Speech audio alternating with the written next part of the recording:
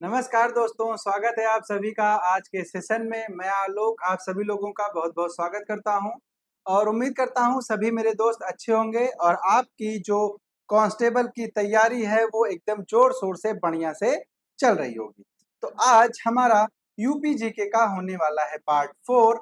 3 part हम already cover कर चुके हैं और पहली वीडियो पर आप लोगों ने बहुत सारा प्यार दिया, उसके लिए आप सभी लोगों को बहुत-बहुत धन्यवाद। एक गुजारिश और है आपसे कि जो लोग नए हैं वो चैनल को सब्सक्राइब कर लेंगे और लास्ट क्वेश्चन का जो मैं आपको होमवर्क टाइप में देता हूं उसको कमेंट करके जरूर बताएं, ठीक है। और अगली क्लास में आपका कमेंट मैं स्क्रीन पर शेयर करूंगा, ठीक है। चलिए चलते हैं अपनी क्लास की तरफ और शुरू करेंगे आज की अपनी क्लास को, ठीक है। तो पहला क्वेश्चन है, प्रसिद्ध कवि तुलसीदास का जन्म उत्तर प्रदेश के किस जिले में या फिर किस स्थान पर हुआ था? ठीक है, क्या है? कवि तुलसीदास का जन्म कहाँ पर हुआ था? तो आप सभी को पता है कि एक कवि हुए थे जिनका नाम था तुलसीदास, ठीक है। इनके पिता का नाम क्या था? आत्माराम द्विवेदी, ठीक। क्या था? आत्माराम द्विवेदी था या फिर आत्माराम दुबे, ठीक है। फिर इनकी कुछ रचनाएं हैं जो सबसे इंपॉर्टेंट हो जाती हैं आपके एग्जाम के लिए। इन्होंने लिखा सबसे पहले सबसे फेमस रामचरितमानस, ठीक है। क्या लिखा? रामचरितमानस लिखा। दूसरा इन्होंने लिखा राम रामावली या फिर रामावली, ठीक है।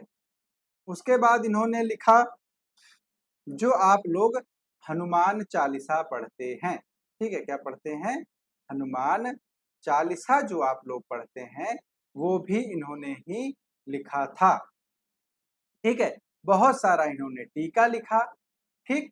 और इनकी रचनाएं आप लोगों ने बहुत सारी पढ़ी होंगी, ठीक है। इनके एक जो दोहा है याद करने के लिए इनके बारे में सब कुछ, वो ये है, आप लोग याद करेंगे उसको कि पिता आत्माराम द्विवेदी, तुलसी जिनकी माता थी, राजापुर के कवि तुलसी थे, मन में भक्ति राम की थी। तो तुलसी कहाँ के कवि थे? राजापुर के, ठीक है। तो आंसर क्या सही हो जाएगा? ऑप्शन ए राजापुर आपका सही जवाब हो जाएगा, ठीक है। तो ये कहाँ के थे? राजापुर के थे। क्लियर सभी लोगों को? और हाँ, दूसरा एक चीज आपसे और पूछा जा सकता है कि ये किसके समकालीन थे? तो अकबर के समकालीन थे, ठीक है। ये किसके समकालीन थे? अकबर के समकालीन थे। अकबर ने इनको अपने दरबार के नवरत्नों में शामिल होने के लिए भी निमंत्रण दिया था, आमंत्रित किया था, लेकिन तुलसीदास जी उसको मना कर देते हैं, ये उसके नवरत्नों में शामिल नहीं होते हैं, ठीक है। क्लियर? चलिए अगले क्वेश्चन पर चलते हैं। अगला क्वेश्चन क्या है कि उत्तर प्रदेश सरकार ने मथुरा जिले में भक्ति संत सूरदास से जुड़े एक गांव का नाम बदलकर महमूदपुर गांव कर दिया। महमूदपुर गांव का नया नाम क्या होगा? ठीक है। एक बार पिछले क्वेश्चन पर एक चीज और आपको बताना है कि यह जो रामचरितमानस है ये किस भाषा में लिखा है? तो ये लिखा है अवधी भाषा में। ये क्या है? मोस्ट इंपॉर्टेंट है, ये बहुत बार पूछा गया क्वेश्चन है कि रामचरितमानस जो है वो किस भाषा में लिखा गया है। इनकी कुछ रचना है जैसे रत्नावली, ठीक है। रत्नावली भी इनकी रचना है। दोहावली इनकी रचना है, ठीक है। क्या है? दोहावली भी इनकी रचना है। ये सारी इनकी रचनाएं हैं, ठीक है। तो अवधी भाषा में लिखा गया था इसको। अब आएंगे कि सूरदास का जो गांव था महमूदपुर, उसका नाम क्या कर दिया गया? तो आप सभी लोगों को पता है कि यूपी में बहुत सारा नाम चेंज हुआ। जैसे कुछ स्टेशंस हैं उनका नाम आप लोग क्या करेंगे? याद रख लेंगे। जैसे प्रतापगढ़ का नाम क्या हो गया? माँ बेल्हा देवी, ठीक है। क्या हो गया? माँ बेल्हा देवी जंक्शन, ठीक है। उसके बाद एक स्टेशन था बनी, ठीक है। इसका नाम क्या हो गया? इसका नाम हो गया जायस सिटी, ठीक है। उसके बाद एक स्टेशन था अंतु। क्या स्टेशन था? अंतु। इसका नाम हो गया माँ कालिकन धाम। क्या हो गया? कालिकन धाम, ठीक है। तो ये कुछ नाम हैं जो यूपी में स्टेशन के चेंज हुए, ठीक है। इसके बाद फैजाबाद, ठीक है, फैजाबाद था, फैजाबाद का नाम क्या हो गया बेटा, अयोध्या हो गया। क्लियर, क्या हो गया, अयोध्या कर दिया गया। ठीक है, ऐसे ही जो महमूदपुर गांव था इनका, उसका नाम कर दिया गया परसौली। ठीक है, कहीं कहीं ये आपको परसौली भी मिल जाता है। ठीक है, तो परसौली या फिर परसौली इसका नाम कर दिया गया। सूरदास के बारे में अगर बात करें तो सूरदास क्या थे, कृष्ण भक्ति शाखा के कवि थे। ठीक है, किसके, कृष्ण भक्ति शाखा के कवि थे। इनके कृतियों की भाषा जो थी वो ब्रज भाषा थी। इनकी जो कृतियां हैं वो क्या है, सूर सागर, ठीक है, क्या है, सूर सागर, सूर सारावली, क्या है, सूर सारावली और सूर दोहावली। ठीक है, ये चीजें हैं। ठीक है, कहा जाता है कि ये मतलब अंधे थे दोनों आंखों के, तो इसलिए इनका नाम क्या पड़ गया, सूरदास पड़ गया था। ठीक है, तो ये सारी चीजें इनके बारे में है और जो एडिशनल इंफॉर्मेशन है वो आपके लिए है। उसके बाद अगला क्वेश्चन, प्रसिद्ध खेल हस्ती आकांक्षा सिंह किस खेल से संबंधित हैं और ये कहाँ की हैं, उत्तर प्रदेश की हैं। ठीक है, तो आप लोगों को पता होगा कि बहुत सारे प्लेयर्स जो हैं ये यूपी से आते हैं, लेकिन जो फेमस नहीं है उनके बारे में यहाँ पर बात करें तो उसमें से आकांक्षा सिंह जो है वो एक महत्वपूर्ण हो जाती हैं। ये उत्तर प्रदेश की बास्केटबॉल प्लेयर हैं। क्या है, बास्केटबॉल प्लेयर, सॉरी है नहीं, ये थी। अब ये क्या कर चुकी हैं, संन्यास ले चुकी हैं। ठीक है, अब ये क्या करती हैं, ट्रेनिंग देती हैं, किसको, खिलाड़ियों को जो बास्केटबॉल की तैयारी कर रहे हैं। ठीक है, तो ये प्रश्न आपसे पूछा गया है पहले भी, तो इसको आप क्या करेंगे, याद करते हुए चलेंगे। ठीक है, प्रसिद्ध साहित्यकार और पद्मश्री पुरस्कार से सम्मानित योगेश प्रवीण का हाल ही में निधन हो गया। उत्तर प्रदेश के वे किस जिले से थे। तो बेटा ये एक पहली बात तो क्या थे, साहित्यकार थे। ठीक है, क्या थे, साहित्यकार थे। और इनका जो जन्म था वो कहाँ हुआ था, लखनऊ में हुआ था। ये लखनऊ के कवि थे एक तरह से। और जब इनकी डेथ हुई तो लगभग 82 साल इनकी उम्र थी। और इनको पद्मश्री जब दिया गया तो इन्होंने बोला था कि मुझे बहुत लेट में ये सम्मान मिला है, और इसी के चक्कर में इनको जब इमरजेंसी में हॉस्पिटल ले जाना था तो एम्बुलेंस भी 2 घंटे लेट आई थी और इस चक्कर में इनकी डेथ हो गई थी। ठीक है, उसके बाद उत्तर प्रदेश का पहला कोविड-19 वैक्सीन किसे लगाया गया। ये बहुत ही इंपॉर्टेंट क्वेश्चन है, पहले भी पूछा जा चुका है। यहाँ पर ऑप्शन है मनीष कुमार, अमर बहादुर, मार्गरेट कीनन और हुकुम सिंह नेगी। तो अगर आप भारत के स्तर पर बात करें, भारतीय स्तर पर ये लगाया गया था, एक सफाई कर्मी थे, उनका नाम क्या था, सफाई कर्मी का नाम था मनीष कुमार। ठीक है, क्या नाम था, मनीष कुमार। इनको लगाया गया था कोविड-19 का पहला वैक्सीन पूरे भारत में। फिर अगर हम बात करें उत्तर प्रदेश की, तो उत्तर प्रदेश में हुकुम सिंह नेगी, इसको हुकुम सिंह नेगी, इनको लगाई गई थी पहली वैक्सीन, कहां पर, यूपी स्टेट में। तो आपका ऑप्शन डी जो है वो करेक्ट आंसर यहाँ पर हो जाएगा। क्लियर, चलिए अब बात करेंगे कपिलवस्तु किस गणराज्य की राजधानी है। कपिलवस्तु किस गणराज्य की राजधानी है। आपके ऑप्शंस हैं वज्जी, शाक्य, कोसल, मगध।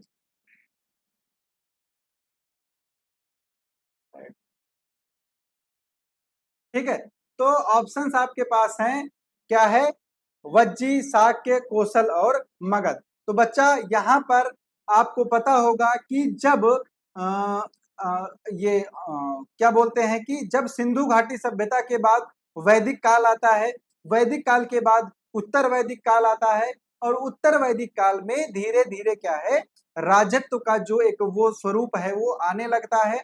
और राजत्व का स्वरूप जब आने लगता है तो जनपदों का निर्माण होना प्रारंभ होता है। ठीक है, इसका जनपद का निर्माण, जैसे क्या था पहले, पहले था कुल, ठीक है, फिर क्या था विश्व, फिर क्या था ग्राम, फिर क्या था जन, फिर क्या था जनपद, ठीक है। और इसके बाद फिर बन जाता है महाजनपद, ठीक है। क्या है महाजनपद।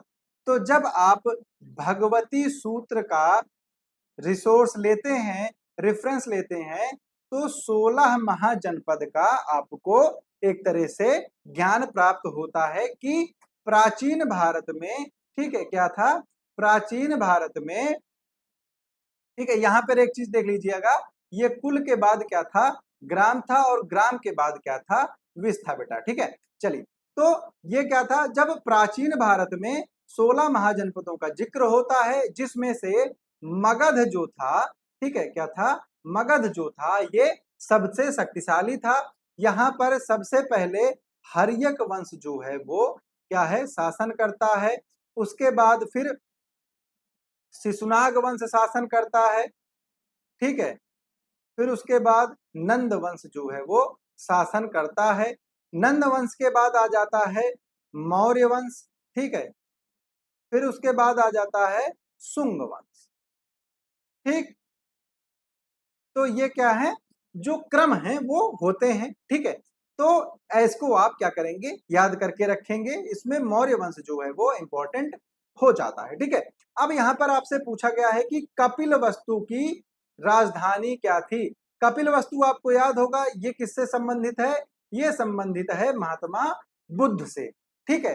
तो यहाँ पर इनकी जो राजधानी है आप लोगों ने पढ़ा होगा कि इनके जो पिता थे महात्मा बुद्ध के वो शाक्य कुल के थे, ठीक है।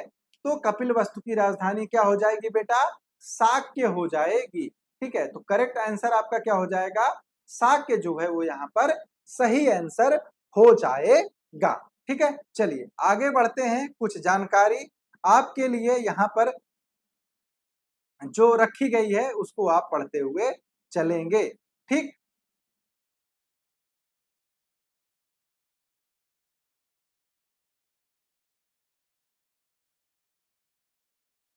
हैंग हो गया लैपटॉप हुआ है।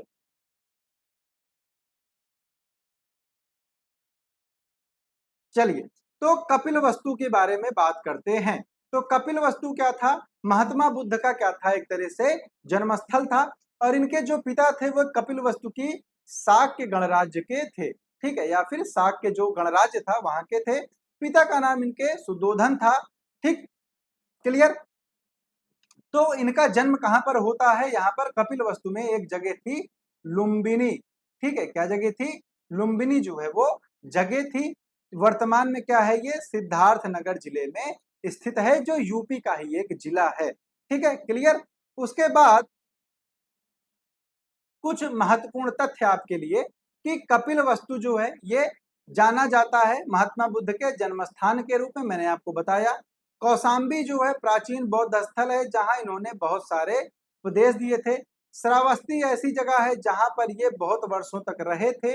जेतवन विहार और अंगुलीमाल की कहानी के लिए जगह जो है वो प्रसिद्ध है। अंगुलीमाल की कहानी आप लोगों ने सुनी होगी, उसको फिर कभी मैं आपको सुनाऊंगा।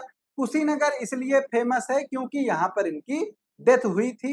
क्लियर। किसकी महात्मा बुद्ध की, ठीक है। अब यहाँ पर पूछा गया है कि महात्मा बुद्ध का जन्म कहाँ हुआ था। ये सारे PYQs हैं, तो प्लीज इसके लिए आप लोग थोड़ा सीरियस रहिएगा क्योंकि ये प्रश्न आपसे फिर से पूछा जा सकता है। तो मैंने आपको बताया कि इनका जन्म कहाँ हुआ था कपिल वस्तु में हुआ था।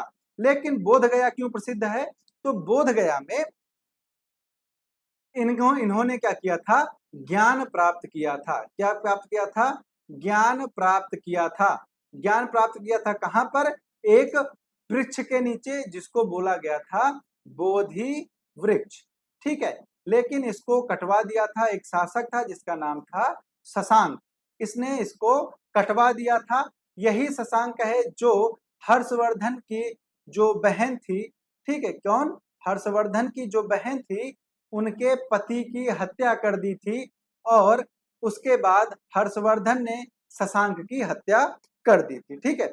सारनाथ क्यों पसंद है, तो सारनाथ में कहा जाता है कि महात्मा बुद्ध ने अपना पहला उपदेश जो है वो दिया था, ठीक है। और सारनाथ में ही भारत का प्रतीक चिन्ह जो है अशोक चिन्ह जो है या फिर अशोक स्तंभ या फिर अशोक की लाट जो है वो यहाँ पर स्थित है। कुशीनगर क्यों प्रसिद्ध है बेटा? तो कुशीनगर में महात्मा जो बुद्ध थे इनकी क्या हो गई थी? मृत्यु हो गई थी सूकर मांस खाने के कारण। ठीक है, तो ये सारी चीजें हैं, तो कपिलवस्तु आपका सही आंसर हो जाएगा। कौशाम्बी किस महाजनपद की राजधानी थी? ठीक है, तो कौशाम्बी कहाँ की राजधानी थी? सबसे शक्तिशाली कौन सा था? मगध था। और कौशाम्बी राजधानी थी वत्स की। ठीक है, किसकी? वत्स की राजधानी क्या थी? कौशाम्बी थी। क्लियर सभी लोगों को? चलिए अगले क्वेश्चन पर चलेंगे। अगला क्वेश्चन क्या है? श्रावस्ती शहर किस नदी के तट पर स्थित है? तो आपको पता है श्रावस्ती क्या है? यूपी का एक जिला है। ठीक, चलिए तो अब क्रम से बात करेंगे गंगा नदी की। गंगा नदी के किनारे कौन कौन से शहर स्थित हैं? तो बात करेंगे हरिद्वार गंगा नदी के किनारे पर स्थित है। उसके बाद कन्नौज भी स्थित है। उसके बाद एक मिनट, हाँ इसको हटा देते हैं यहाँ से। ठीक है, तो कन्नौज क्या हो गया? कन्नौज स्थित हो गया कहाँ पर? गंगा नदी के किनारे। उसके बाद क्या है? प्रयागराज आपका है। ठीक है, क्या है? प्रयागराज है। उसके बाद क्या है? वाराणसी है। ठीक है, क्या है? वाराणसी है। फिर उसके बाद क्या है? पटना है। फिर उसके बाद भागलपुर है। ठीक है, क्या है? भागलपुर है। एक और छूट रहा है, वो क्या है? कानपुर। ठीक है, तो ये सारे शहर कहाँ पर स्थित हैं बेटा?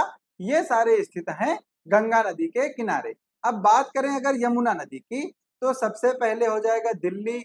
उसके बाद नोएडा, आप लोगों ने बहुत सुना होगा। उसके बाद आगरा। ठीक है, उसके बाद मथुरा भी। ठीक है, तो ये सारे कहाँ पर स्थित हैं? दिल्ली, नोएडा, आगरा, मथुरा, ये सारे यमुना नदी के तट पर स्थित हैं। ठीक है, अब इसके बात करें राप्ती।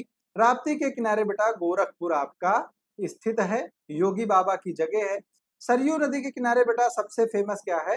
अयोध्या है। अब कुछ नदियों की और बात करते हैं।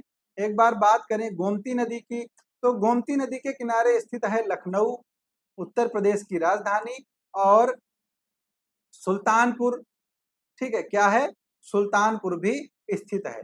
बात करें अगर सई नदी की, तो सई नदी के किनारे स्थित है प्रतापगढ़। ठीक है, फिर अगर बात करें कौन सी नदी छूट रही है आपकी?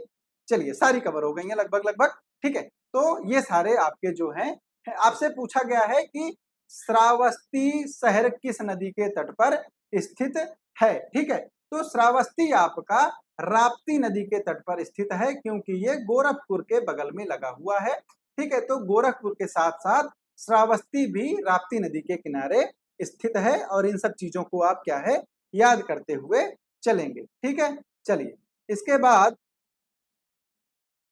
यहाँ पर श्रावस्ती क्या है? एक बौद्ध स्थल है जो राप्ती नदी के तट पर स्थित है। यह कोसल महाजनपद की राजधानी थी। सर्वाधिक उपदेशों की अगर बात करें महात्मा बुद्ध के, तो उन्होंने श्रावस्ती में दिए थे।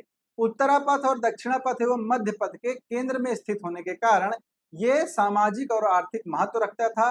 कुषाण शासक के 2 अभिलेख यहाँ से प्राप्त होते हैं। ठीक है, उसके बाद गौतम बुद्ध ने अपने अधिकांश उपदेश कहाँ पर दिए? तो ये मैंने आपको बताया कि सबसे ज्यादा जो उपदेश दिए थे वो श्रावस्ती में दिए थे। पहला उपदेश कहाँ पर दिया था? तो बेटा पहला उपदेश इन्होंने दिया था सारनाथ में। कुशीनगर में क्या किया था? कुशीनगर में इनकी मृत्यु हो गई थी। और आखिरी उपदेश की बात करें तो ये भी इन्होंने यहीं पर दिया था। बोध गया में इनको क्या है ज्ञान प्राप्त हुआ था। कहाँ पर? बोधि वृक्ष। यहाँ पर एक नदी है जिसका नाम है, कहीं कहीं पर आपको मिलेगा ऋजुपालिका, कहीं कहीं पर आपको मिलेगा पुनपुन, और कहीं कहीं पर आपको मिलेगा निरंजना। ठीक है, तो ऑप्शन के हिसाब से आपको टिक करना है। ये तीनों ही नदियां मानी जाती हैं कि यहाँ इस नदी के किनारे गौतम बुद्ध को उपदेश प्राप्त हुआ था। यहाँ पर सब ऑप्शन आपका सही क्या हो जाएगा? Option B Shravasti. ठीक है, चलिए आगे चलें अगले क्वेश्चन पे। प्राचीन समय में कोसल महाजनपद की राजधानी क्या थी? तो कोसल महाजनपद की राजधानी श्रावस्ती थी। अभी मैंने आपको ये कंफर्म किया। ठीक है, चलिए आगे क्या है, गौतम बुद्ध ने अपना अंतिम उपदेश कहां पर दिया था? तो बहुत बार से बताते आ रहा हूं, ये अंतिम उपदेश इन्होंने कुशीनगर में दिया था और यहीं पर इनकी मृत्यु हो जाती है। ठीक है, अब गौतम बुद्ध के बारे में अगर कुछ चीजों की बात करें तो इनकी मृत्यु होती है बेटा 483 ईसा पूर्व में। ठीक है, 483 ईसा पूर्व में इनकी मृत्यु होती है और उसी टाइम प्रथम बौद्ध संगीति का आयोजन अजात शत्रु के द्वारा किया जाता है। ठीक है, किसके द्वारा? अजात शत्रु के द्वारा। ठीक है, उसके बाद फिर 383 ईसा पूर्व में सेकेंड बौद्ध संगीति का आयोजन किया जाता है, किसके द्वारा? काला शोक के द्वारा। ठीक है, किसके द्वारा? काला शोक के द्वारा। यहां पर ये कहां होती है? राजगृह में। दूसरी बौद्ध संगीति कहां पर होती है? वैशाली में। ठीक है, कहां पर? वैशाली में। इसके बाद लगभग 283 से 273 ईसा पूर्व के बीच में अशोक ने तृतीय बौद्ध संगीति आयोजित की। थर्ड बौद्ध संगीति का आयोजन किया जाता है, किसके द्वारा? अशोक के द्वारा। कहां पर? पाटलिपुत्र या फिर पाटिलपुत्र, जिसको हम आज पटना बोलते हैं। ठीक है, यहां पर किया जाता है। उसके बाद पहली ईस्वी में चौथी बौद्ध संगीति का आयोजन किया जाता है, किसके द्वारा? कनिष्क के द्वारा। ठीक है, और ये कहां पर किया जाता है? कुंडलवन। कहां पर? कश्मीर। ठीक है, कहां पर? कश्मीर में इसका आयोजन किया जाता है। तो ये चारों बौद्ध संगीति आप याद रखेंगे। यहां पर सही जवाब आपका क्या है? अंतिम उपदेश कहां पर दिया था? कुशीनगर में दिया था। क्लियर है आप सभी लोगों को? चलिए आगे चलते हैं अगले क्वेश्चन पर अपने। कुशीनगर क्या है? कुशावती के रूप में इसको जाना जाता था। बुद्ध के काल के बाद इसको कुशीनारा कहा गया और इसके बाद इसको कुशीनगर नाम दिया गया। 16 महाजनपदों में एक था। मल्ल यहाँ की राजधानी थी। ठीक है, यहाँ पर इनको महापरिनिर्वाण जो है वो प्राप्त हो जाता है और यहाँ पर एक महापरिनिर्वाण मंदिर भी क्या है? स्थित है महात्मा बुद्ध का। क्या स्थित है? महापरिनिर्वाण मंदिर स्थित है। ठीक है, चलिए क्वेश्चन भी आ गया कि कौन सा प्रसिद्ध मंदिर है, तो ऑप्शन बी आपका यहाँ पर सही हो जाएगा। क्लियर? चलिए अगले क्वेश्चन पर चलते हैं। उत्तर प्रदेश का कौन सा जिला उत्तराखंड और नेपाल दोनों से अपनी सीमा साझा करता है? तो ये मैप आप लोगों ने यूपी का देखा होगा। ठीक है, तो यहाँ पर पूछा गया है कि उत्तराखंड और नेपाल दोनों से कौन सा राज्य अपनी सीमा साझा करता है? तो यहाँ पर एक राज्य, वो जिला है, सॉरी राज्य नहीं, एक जिला है जिसका नाम है पीलीभीत। ठीक है, जहां से वरुण गांधी सांसद अभी तक होते थे। पीलीभीत में ही दुधवा नेशनल पार्क है। ठीक है, ठीक है, नहीं सॉरी, जिम कार्बेट यहाँ पर स्थित है। क्या है? जिम कार्बेट यहाँ पर स्थित है और इसी के बीच से रामगंगा जो है वो बहती हुई आती है। ठीक है, और कन्नौज में गंगा नदी से मिल जाती हैं। ठीक है, तो पीलीभीत आपका सही जवाब हो जाएगा। लखीमपुर खीरी क्या है? क्षेत्रफल के आधार पर सबसे बड़ा जिला कौन सा है? सबसे बड़ा जिला कौन है? लखीमपुर खीरी। और क्षेत्रफल के आधार पर अगर बात करें तो हापुड़ जो है वो सबसे छोटा जिला हो जाता है। ठीक है, तो पीलीभीत में ही क्या है? ये जिम कॉर्बेट नेशनल पार्क है और यहीं पर जिम कॉर्बेट नेशनल पार्क के बीच से ये नदी निकल कर आती है जिनका नाम है रामगंगा और रामगंगा कन्नौज में गंगा नदी से मिल जाती हैं। चलिए अगले क्वेश्चन की तरफ बढ़ते हैं। अगला क्वेश्चन क्या है उसके पहले कि इसकी सीमा उत्तराखंड और नेपाल से लगती है। मैंने आपको बता दिया, इसको छोटा पंजाब भी बोला जाता है क्योंकि स्वतंत्रता के दौरान देश विभाजन के बाद पाकिस्तान से बड़ी संख्या में आए सिख को पीलीभीत में बसाया गया था। ठीक है, पीलीभीत में एक नदी का उद्गम होता है जिसका नाम है गोमती नदी और फुलहर झील जो है वो कहां पर स्थित है? पीलीभीत पर स्थित है। ठीक है, चलिए उसके बाद क्या है? पीलीभीत में कौन सी नदी का उद्गम होता है? ठीक है, तो उद्गम की बात की गई है, प्रवाहित की बात नहीं की गई है। तो गोमती नदी का उद्गम कहां से होता है? पीलीभीत के फुलहर झील से होता है। ठीक है, कहां से? फुलहर झील से होता है। ठीक है, और रामगंगा यहाँ पर प्रवाहित होते हुए आती है। क्लियर? फिर पूछा गया है नैमिषारण्य किस जिले में स्थित है। तो नैमिषारण्य एक पहले प्राचीन काल में एक वन था जहां पर क्या है, ऋषि दधीची का नाम आपने सुना होगा। ठीक, क्या था, ऋषि दधीची का नाम आपने सुना होगा। इन्होंने देवताओं की मदद की थी वज्र बनाने में और अपनी अस्थियों का दान कर दिया था। किसका दान कर दिया था बेटा? अपनी अस्थियों का दान कर दिया था। तो ये लखनऊ के पास एक जिला है सीतापुर और ये सीतापुर में ही स्थित है। ठीक है, चलिए इसके बाद क्या है, हाँ चलिए यहां पर ये मैंने आपको बता दिया है, आगे बढ़ते हैं। ठीक, मथुरा उत्तर प्रदेश के किस नदी के तट पर स्थित है? तो अभी मैं आपको सारी नदियां और उनके तट जो है वो बताते हुए आ रहा हूं। तो मथुरा किसके तट पर स्थित है?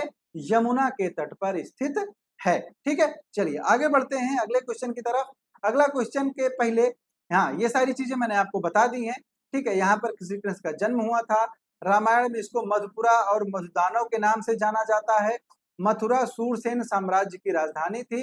सूरसेन साम्राज्य मतलब सूरसासेरी, जिसने हुमायूं को पराजित भी किया था। ठीक है, और यहीं पर 1983 में विश्व धरोहर स्थल के रूप में ताजमहल का निर्माण भी कराया गया था। ताजमहल को 1983 में क्या किया गया था? वर्ल्ड हेरिटेज में या फिर विश्व धरोहर स्थल के रूप में शामिल किया गया था।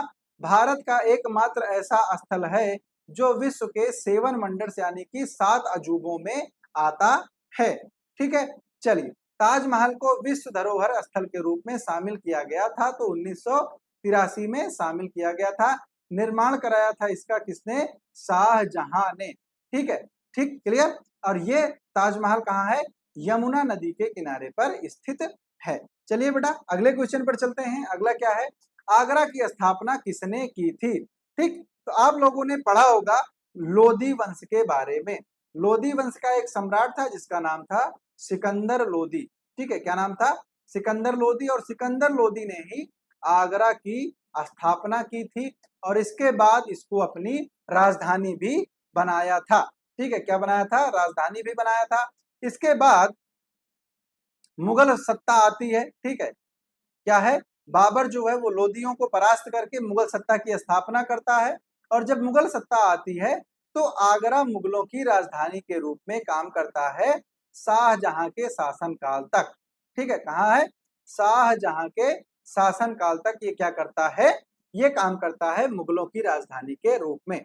चलिए अगले क्वेश्चन पर चलते हैं। अगला क्वेश्चन के पहले आप लोगों के पास ये सारी चीजें हैं और ये इसको आप पढ़ लेंगे, ये मैंने आपको बता दिया है। ठीक है, क्लियर। चलिए तो इसके बाद क्लास को यहीं पर समाप्त करते हैं और उम्मीद करता हूं आपको सेशन अच्छा लगा हुआ होगा। और ये जो क्वेश्चंस हैं, बेशक बात है कि आपको मैं स्मार्ट बोर्ड पर क्लासेस नहीं दे रहा हूं क्योंकि उतने रिसोर्सेज नहीं है अपने पास, लेकिन जहां पर भी क्लास मैं आपको दे रहा हूं, अगर आप रुक कर क्लास को करते हैं तो ये आपको बहुत ही ज्यादा बेनिफिशियल होने वाला है। मिलते हैं बच्चा अगली क्लास में। तब तक के लिए आप सभी प्यारे भाइयों को मेरा प्यार भरा नमस्कार। जय हिंद, जय भारत।